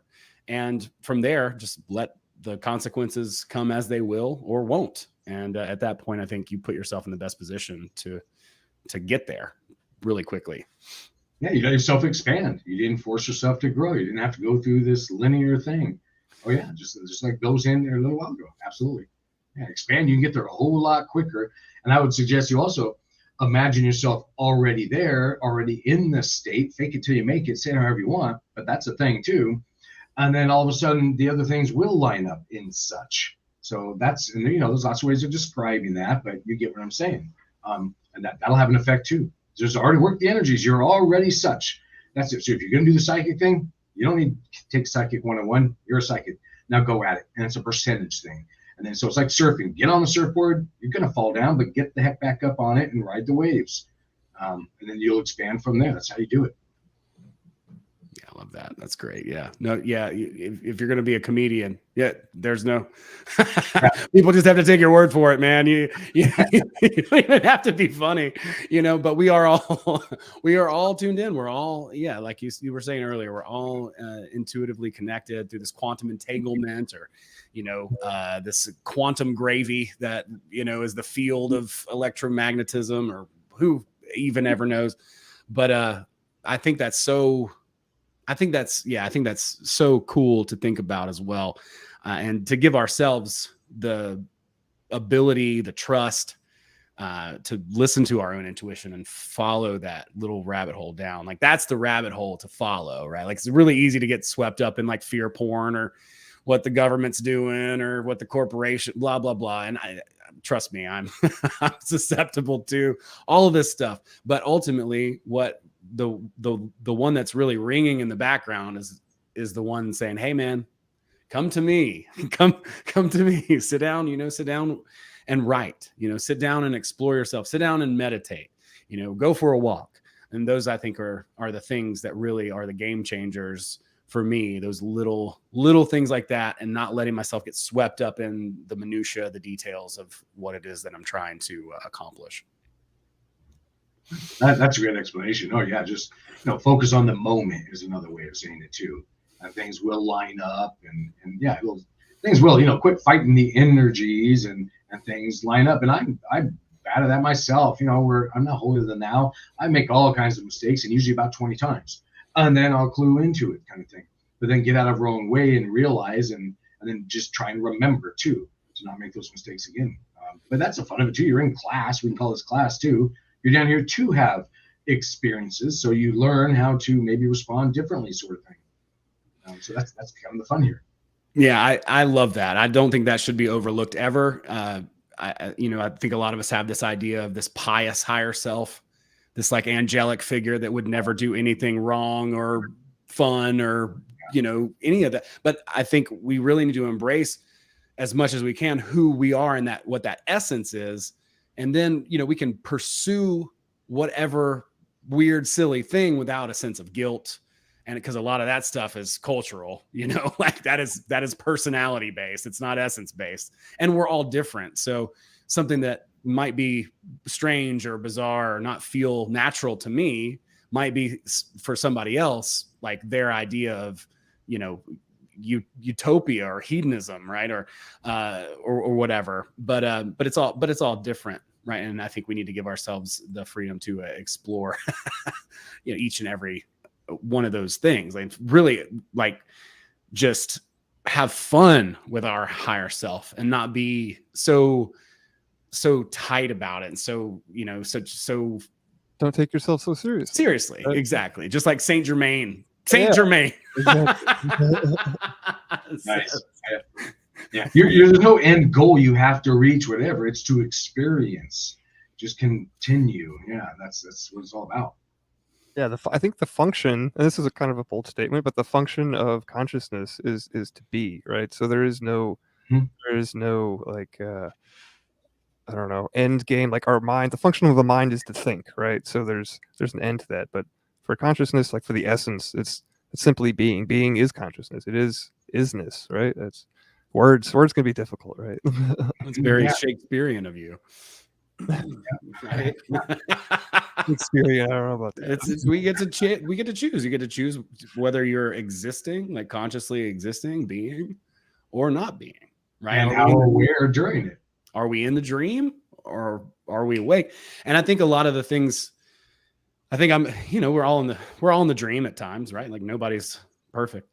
But maybe we talk a little bit about, because I think this is fascinating too, some of those things that maybe call us to that awareness, that connection to our higher self. And as we're exploring this intuitive rabbit hole within ourselves, what are maybe some signals, signs that we're going the right way, that we're connecting, and maybe some ways potentially to attempt to do that better, or at all. Because I don't know, some people might even not even think about that. But for me, like there's a handful of experiences I can think of that are very lucid, like in reality, that range as far as the type of experience. But part of the reason why I'm doing the adventure thing, going out and doing the rafting, for instance, it's a very engaging, and I have to be present type of thing, right? Like, because otherwise I flip my boat and everybody swims, and it can get dangerous if you're not careful. And so it really forces me to be in the moment and to really kind of connect in that way. And so that's kind of a higher stress way to do it. I think there are other ways as well that are just intense experiences that could vary. Like sometimes something happens and somebody just picks up a car, right? Like they just click into this adrenaline filled state, and they have superpowers, or like these kind of things happen. But I think that's when we are really connecting, and I think that goes hand in hand with the flow state. So just kind of bringing that into the equation. Like if you've been in a flow state where you're just like you forget to eat. You're just like completely in the moment. You're consumed by whatever it is that you're doing. I think that's really when we're getting closer to that oversoul, really connecting more with that higher self. So I'd love to maybe explore that just a little bit and see what you guys might have to say about connecting to the higher self, or maybe some different techniques or ideas about that. Yeah, a big one for me, just real quickly, is synchronicities, right? Following the synchronicities, no matter, how uncomfortable or whatever they might be. Not that they are uncomfortable, like they should be fun and exciting, and you should want to pursue them because they are such, and they're meaningful to your life. And when you're, I don't know, when you're on that path, in that flow state, you just, like, my personal experience, like, for example, when I first met my wife through Gramerica's Discord chat, right? We were talking back and forth, and that was, it's synchronistic because, well, she's my wife now, right? So anyway, during that time period of, like, the first, courtship, like, I physically felt like I was walking around in, like, this bubble of just, like, good, jolly energy, but it was like, it was very definable. Like, I could feel it move with me, like, as I moved. So I don't know. It's stuff like that, those experiences that stem from following your heart, right? Following synchronicities and seeing where it goes. That tunes you in to the higher, higher vibrations, and kind of makes you more aware of the more subtle energies that are always around us, but that we might not be tuned into all the time, right? I was going to say exactly the same thing. That's why I was kind of smiling when you started speaking, Bill. Like, synchronicity, that's it. Breadcrumbs, you can call them whatever you want, but pay attention to those. And I'll actually give an add-on. You can turn those up. You can literally have that same thought where, if you're trying to manifest that house or whatever else we were talking about earlier, you can ask and just speak to yourself, is what I'm saying. You can just say, oh, hey, higher self, or, have fun with it. I want more synchronicities, more of the breadcrumbs. Your big self will say, we'll get the gist of what you're saying. And then it's your job down here to pay attention and see those things. And they'll happen all the time. And I've done that. I've played those, what we can just call head games with myself, because that's what this reality is. It is a big head game. It really is. So do that in a good way. Realize that and play the game. So then say, just talk to yourself, well, I want to see more synchronicities. And then hang on, because what's going to happen is you're going to see them. And then you're going to have those aha moments, and they're going to start tying together. So just pay attention to that stuff. And it's not something that, again, that, you have to pick up on by a certain age or reach a certain understanding level, or, again, psychic level, whatever. It happens to all of us. We just need to slow down in life and pick up on it, is the only thing. We all get it. And just finding it and realizing that. Yeah, I love that. Yeah, I love the breadcrumb thing. That's really been my outlook for a long time. The Emerson stuff pointed me in that direction. And then I just started seeing more gaps fill in, and from different places too, right? Scientifically, spiritually, and then all these things, they sort of start working themselves together and dovetailing. And in that how you were talking about that quantum entanglement, right? Like, everything's just connected anyway. So we start to see just different, maybe, angles or parts of the puzzle that, like you were saying, maybe we have a clump together, but maybe some of those pieces aren't exactly what we thought. And that happens often as well. So it's it's just a constant evolution of evaluating, reevaluating, and continue. This whole thing there's no magic pill, like, there's definitely, it's a constant pursuit. But again, it's like me waking up the other day and looking at my friend and going, let's just quit. It's like, you can't, you couldn't if you tried. Like, I could go try and, like, hang out on the beach and not do anything, which would be fine for maybe a few days, but I would get pretty bored pretty quickly. I think myself, I'm kind of a busybody, and I think that's part of it too, right? Like, that's the breadcrumb too. Even when you try to run away, and I have, like, he's still. Well, that was just a break for you anyway, so that was just a pause. No, you were still expanding. You just need to catch your breath and then get back in the deep end of the pool where you're at and start doing it again. So no matter what, you're still expanding. That's exactly right. Yep. And we're just expanding, I guess, into at this idea of all these things that are happening, like you say, simultaneously, each other, our past selves, future selves, ancestors, all this stuff. It's all part of the all. It's just all that it. I'm not making any sense, but it doesn't make sense. Yeah, I mean, there's no end goal, because I do get to, they call me a communicator too. I get to speak to disincarnate entities. There's not a goal thing. It's a wake up in the moment wherever you find yourself and hang on for the ride in a good way and experience it. So, because when I get to talk to, you get what we can call dead people. They're not dead to somebody like me. They're just having a vehicle. I'm not going to make fun of it, because what have I got to lose? It is what it is.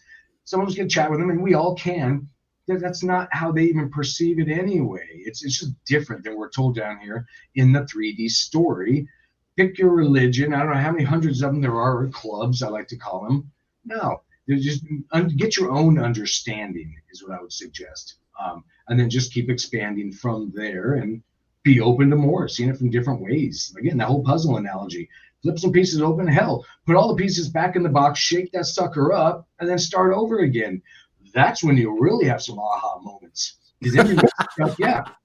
Because, by the way, all those things people call conspiracy theories, puzzle pieces, well, they don't get dubbed conspiracy theory when you shake that box up. You re-look at it, and you can realize other things. So there's a lot in there if you just change your perspective. Wow.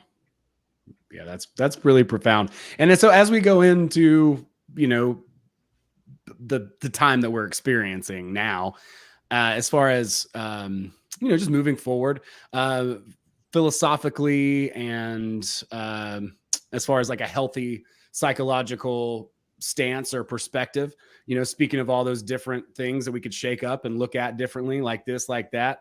How do you proceed as far as balancing, shaking those perspectives and consciously shaping, your thoughts and outlook? That's a good statement and question and or comment. So I'd kind of come at it from this description. Let's look at this analogy, or just an idea that we're on a ride. So we're in this ride no matter what. So just choose to experience it. Keep being open-minded. And I'll tell you, so now tying to something physically you can do. Physically, you're only 10% physical. You're 90% metaphysical. So from the physical perspective, our guts and our glandular system are kind of our antennas to the metaphysical, to kind of give you a rough idea to hang on to in this description. So our guts are being attacked in a whole lot of ways. I'm not getting into conspiracy, this, that, and the other, but that's a thing. It is. And our glandular system. So there is something to aluminum in the deodorants and the fluoride, right, stuff like that. Not a fan of plastics, phthalates, etc. Right? It's legit. That's a thing. And anybody can do 5 minutes of search engine work there and figure that one out. Mm-hmm. So then hang on to that stuff and information, and apply it in your life and remember that. So what I'm saying is our ride in this life is being obscured. So it's kind of like that hazy mirror after a hot shower or bathroom, kind of be willing to wipe that off and realize that, well, maybe, it's something like maybe some cultures call them chakras, like we talked about, or your glandular system, your third eye. I don't care where the description comes in. It's a thing. Focus on it, try and heighten it in whatever understanding you have, and then you'll see more of your reality, and it'll continue from there. So I would just say, be open to it. And again, tying in the fluoride thing, well, that's a thing. You have a pineal gland and a third eye. Again, describe it how you like. There's some psychic input we all get. Call it spider senses. I don't care. It's there.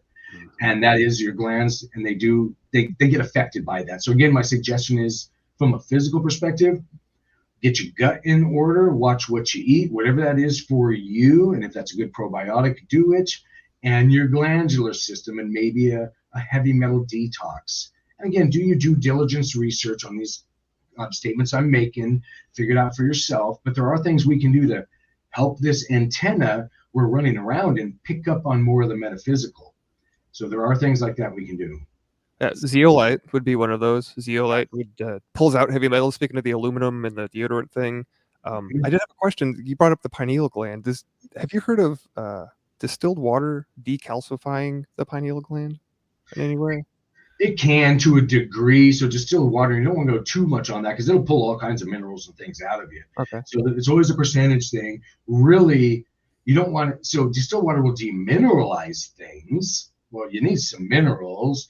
So I would go for the whole zeolite, like Bill said, which is zeolite in clay form. That will pass the blood-brain barrier. It's not dissimilar than bentonite clay that cleans out your gut from toxins and free radicals and heavy metals. The zeolite will get into your bloodstream, get into your glands, your pineal gland, pull out the toxins, get them out. So that's a better suggestion is what I would do on that one. And it's a heavy metal detox, so it's not a supplement. Again, do your research. I'm not a medical doctor, but look into it. And then it's a heavy metal detox. So you'll do it through cycles is what you'll do. And then when you get these metals out of your system, again, you don't need aluminum in your deodorants. Put it right under your armpits where there's little glands under there. Science fact, 26 seconds after something touches your skin, it can be identified in your bloodstream. That's just scientifically proven. And I don't care if it's a perfume, a shampoo, aluminum-filled deodorant, your body's not craving aluminum, I guarantee you. Go look at it. You don't need it. And there are alternatives. Yeah, so I'm going to have fun with this stuff, as you know. No, that's great. Yeah, be aware of those things. And if you know, before somebody says, oh, conspiracy theory, that's crazy talk, be a little open-minded. Maybe come at it from the other perspective, try and prove it wrong and see where you land in the middle. You might have some realizations there. Yeah, some puzzle pieces that are upside down. Mm-hmm. Mm-hmm. In my own research on zeolite, I did find out or learn that they use it in fish tanks. It is a filter to pull out heavy metals and keep the water clean. So it's interesting tidbit.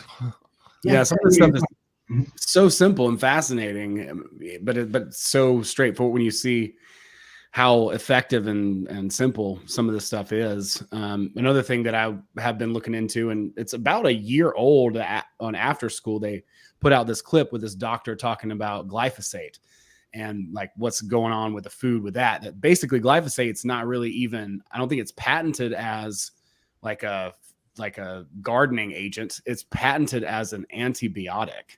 So basically what it does is it blocks the plants from absorbing minerals. They look green because they're designed a certain way. They're getting water, but they're not taking up the minerals, even if they are in the soil. And of course, you know, the minerals here, because of the way we've been doing agricultural farming for the past, almost 100 years now, they're not a lot of minerals in the soil anyway, but that basically glyphosate was blocking any of that absorption. And as we're eating the glyphosate, kind of the same thing, right? So a lot of these small, and I'm obviously not a scientist either, but the After School channel is where I saw this, and it made a lot of sense to me, like the enzymes and these small, you know, things like the building blocks in our body, like a lot of that stuff we're not taking in like we had before. So just different things like that to look into and say, hey, you know what, maybe is my body missing that it needs? And maybe even too, there's another guy who wrote a book,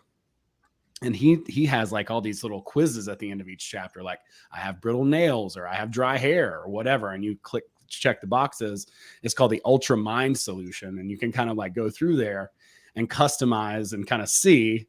And he's like, well, if it's really bad, see a doctor, you know, or whatever. But you can kind of see where you might be deficient in some of these minerals, and start to learn to stuff. Because ultimately we are responsible for ourselves. We have to do some of this research, but some of it is people have made some really great strides in highlighting some of this stuff. But I just recommend folks go out and, like you said, look into this stuff. See a video that says it's BS. See a video that says it's true, and then use the tools that we talk about here on the podcast all the time, like the Trivium.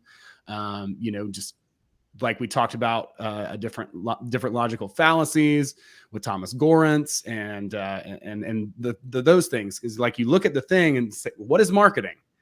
What is the marketing of this? It says all natural. Is there anything in this world that's not natural? So that's just a really easy claim to say. It might just be marketing, right? Yeah, and absolutely listen to your gut, listen to your intuition as you begin to go into this stuff, because you certainly have a different path than anybody else. We all have unique needs and stuff like that too. So there's a lot of really cool resources, and feel free to reach out. If you're out there and you're like, what should I look into? And I'll put a link out there. I'll see if I can't dial up this video from the after school. I met the guy who was actually on the Grimerica retreat in Utah, and he curates some amazing stuff there on YouTube, and still hasn't been banned yet. So, but most of it's like really just straightforward kind of stuff. Like the phthalates thing was where I first saw that, and the microplastics. He had a lady that used to work for the CDC on, and she was talking about that, and it was fascinating. You bring up you brought up glyphosate, which is also, for those who don't know, Roundup weed killer. Right. Well, shungite, that mineral I talked a little quickly about earlier, that scientific studies on our website actually has an effect on glyphosate. So you can spread shungite powder in your garden, anywhere like that, and remove and neutralize glyphosate and rad particles, which are radiation particles. This is all science. This isn't me in my garage flinging magical energies around kitchens, this, that, and the other. Yeah, and these are science. I'll make fun of it all because I'm all in the metaphysical too. Sure. But I'm a science guy too. That's right. And it's not me talking about the articles or scientific studies. They're actually on their website that you can look at on these different things. So no, it's all legit. Again, just be open to your perspective, and you'll learn a lot. I think that's beautiful. Yeah, I just see Derek with like a big Fantasia hat on, but also a lab coat. You know what I'm saying? Like he's doing all the research. He's got his pocket protector and his calculator and everything here. But you're not too far off, Owen. If you can see it on the ground right here, I've got microscopes, I've got energy devices, EMF things. I got all kinds of trinkets. That's what it's all about. I mean, that's really it. You know, we want to explore from all perspectives, kind of like we've been talking about. And I love your approach. I think it's great. Yeah, it's a lot of fun. Even, in fact, real quickly on that microscope, I'm kind of referencing that's off camera here, hooks up to things. So graphene, came up earlier. Well, I heard that on some podcast, so I ordered the stuff from some university, got it in, actually recorded me opening up because I figured somebody questioned me on whether it was real or not. You never know. Yeah, so I got it up to, and I recorded all this. I did some show on it. It's recorded somewhere or other. Put the graphene in another microscope, and this is a high-def video microscope. And then I flung my invisible woo-woo energies at it. Yeah, it responded. It started sparking, to my surprise, because I'm thinking, I'm open to anything. I know the energies are all real, but what the heck do I know if it's going to actually have an effect on this crazy black stuff I just bought at the university? It did. And it's all recorded on high-def video, like little sparks of light. And I know that's a whole other topic, but I'm just saying be open to that because I didn't know. I got the fancy trinkets in here. I'll put stuff on and let's see what happens. And it does. So I get amazed all the time. I don't even remotely know everything. And how boring would that be if you did? No, and the things always change anyway. So it's a lot of fun from my perspective.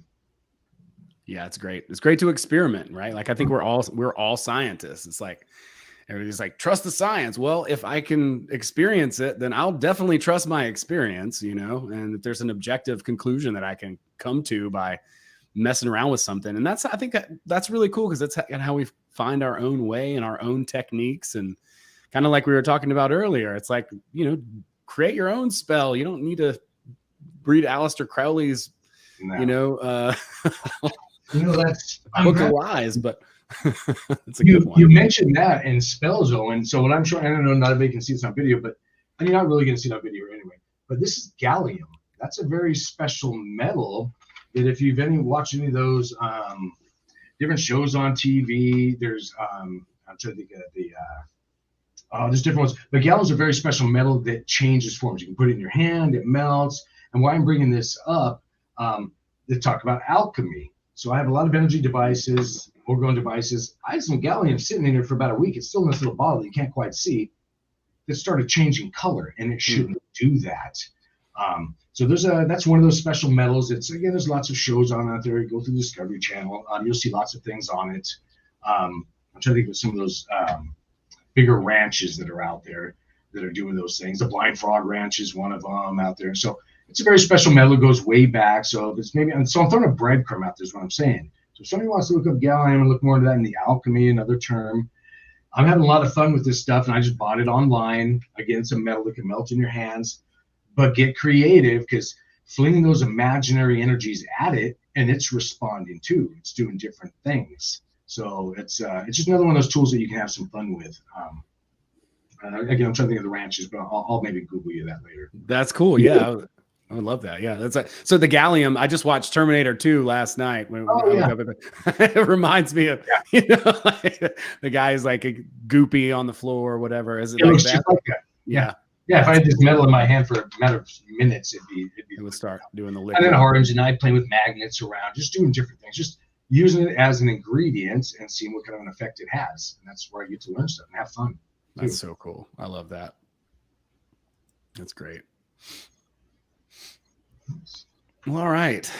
We're coming up on a couple of hours, and I don't want to keep you guys too long, but I know we could hang out for a long time. Hopefully we get a chance here soon to kick it in person. I want to see that happen. I'll go ahead and just put that out into the universe with some positive emotion behind it. And yeah, I mean, it's good to be back.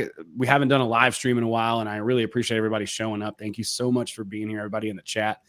Bill, Derek, guys, thank you so much for being here to talk about this. It's so cool how we continue to just peel back layers and peel back layers and peel back layers, like the stuff that there's just no end in sight as we continue to explore all the depths of the fractals out there. And it's a lot of fun. So I really appreciate being able to do it. So thank you guys tremendously for being here. I really appreciate it. Oh, yeah, I appreciate you having us here. Thank you, Bill, Owen, both. I had a great time, and I'll come back anytime. I had a lot of fun. Awesome. Yeah, we need to do this more often. We can think about maybe something. I got a couple of ideas in mind that we could make kind of, a once a month kind of thing maybe, and do some sort of a reading or some sort of I don't know. We'll talk about it. We'll kick the ball around a little bit. That might be really fun to just do kind of a segment once every so often, however long that might be. It could be really, really fun. I really appreciate all your work, and folks out there, if you haven't yet, go and check out 13 Questions podcast and check out Derek's interview.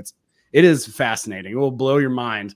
And like I said, a lot of the stuff that you talked about on there, I want to bring up to the audience, but I'll just direct them to that so you don't have to repeat yourself. That's the beauty of recording stuff. And your story is great, and I just really appreciate all the work that you're doing. You're putting yourself out there boldly and unapologetically, but also in a very humble and warm way. So that's great. So folks, if you're out there, you are interested in learning more about Derek and what he has to offer, you can go to mysticalwares.com, and that link is in the section underneath the video. It's also in the comments section here. And also Bill of 13 Questions podcast, Bill and Adam's podcast, Manhood in the 21st Century, the Digital Age. They talk to all different types of people, men, and basically what they're facing and what the challenges are here in our modern world. So it's pretty interesting, and there's a lot to talk about there. But we'll talk more about that and maybe some other topics and get something in line, because I really think we could have a lot of fun with something. We get something kind of going here and there, or just something sort of consistent, because I really, like I said, I appreciate your approach a lot. You're doing a lot of good work out there. And I just want to remind everybody who's listening that all of you are all miracle workers. And then there's people like Derek here and many other people who can hopefully help you unlock that ability a little bit. And yeah, like Bill, very empathetic, definitely an empathic person, and someone who is a deep and critical thinker, who's putting a lot of really amazing work out into the world as well. So I want to thank you, Bill, for all you're doing over there with the podcast, because it's awesome. Do you want to talk a little bit about it and just kind of let people know where they can find stuff? Yeah. 13questionspodcast.com is a website. There's no www in front of it. It is an interview-based show. So normally our format is the introduction, where we do the gratitude segment. And lately I've been talking about the metaphysical attributes of some crystals. There's different stones. I've got tremolite in my hand here. Yeah, so we do the intro and then the interview. And most recently, though, we did do the show's second roundtable in the show's history with Derek and Dave Robinson. So that was a little bit more of an open format, and getting some good feedback on it. So we might do some more of those in the future. So that'll be interesting, but definitely going to stick to the the interview format for the most part. So yeah, definitely check out the website. The questions are constantly changing. I don't think they've stayed the same for too long. We've been going since 2019, so there's over 100 episodes now. Wow. Tons of information there, tons of wisdom to be had. Go check it out. Yeah, that's awesome. Yeah, that interview was great. And yeah, like you said, it is a little bit different in the format. You kind of get to kind of listen in on a bit of a live reading. So if that interests you, I do recommend going and checking out the episode, because it was pretty enlightening and really exciting. Actually, I was pretty amped up this afternoon. Derek, anything, where, let people know. I'm stumbling all over myself. Yeah, please let everybody know where they can find you, what you're working on, all that kind of stuff. Sure.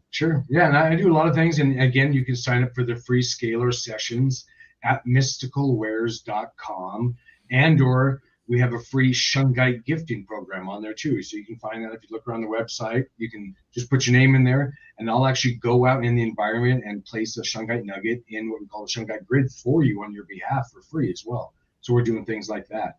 And maybe we can talk about more of that in the future too, Owen. I would love that, actually. Yeah, now that we're bringing that up, I would love to talk about Shungite specifically, and some more any other topics that you guys find interesting, because there's lots I don't know about, and I'm just happy to learn and grateful to be able to share with everybody. So yeah, so check out these guys' work, and thank you all so much for hanging out with us this evening. I do appreciate it. We will not be live next week. My sister's going to Spain, so I got to go hang out with her, which I'm excited for her, and looking forward to being able to hang out before she goes. But it's been a crazy fall so far, but we will be back. I've got a couple of really exciting podcasts coming out. I'm talking to Andy Rouse of the Deep Share, as well as the executive producers of the HBO show, The Anarchists. So those won't be live, but they will be coming out very soon. If you haven't seen that show, it's on HBO Max, and it's called The Anarchists, and it's had a lot of controversy, but it's an interesting topic. That's something that I've been following for probably about 10 years now, and trying to explain to people what the ideas are behind this particular movement. And it was an amazing show, because a lot of people, I think, saw it for the first time, and something clicked. Like, for instance, with my mom, like, something just clicked. I've been talking to her about some of these ideas for years, and she watched that first episode of that show, and she was like, oh wait, I get it, X, Y, and Z. You own yourself. Interesting little show there. Really excited about that interview. Will be coming up here in about 2 weeks, so do subscribe to the podcast. Make sure you're subscribed. If you are enjoying the podcast, please rate the show. It's a great way that you can help us out. The more ratings we have, the better it looks, and the more prestigious types of guests that we can get and stuff like that. So if you're listening to the podcast, you enjoy it, please give us a good review. If you hate it, tell us why. YouTube, all that stuff, and all of these shows are going to be distributed by our good friends at Content Safe to BitChute, Minds, Float, Odyssey, and Gab TV. We want to thank those folks very much for distributing this material for us. It's more than content, right? Content creator sounds like somebody who fills a diaper. These are deep and meaningful conversations we're having here, so we'll try and avoid that word. Anyway, I'm mostly joking, but have a great night, y'all. Much love. We appreciate you, and we'll see you next time. Peace out.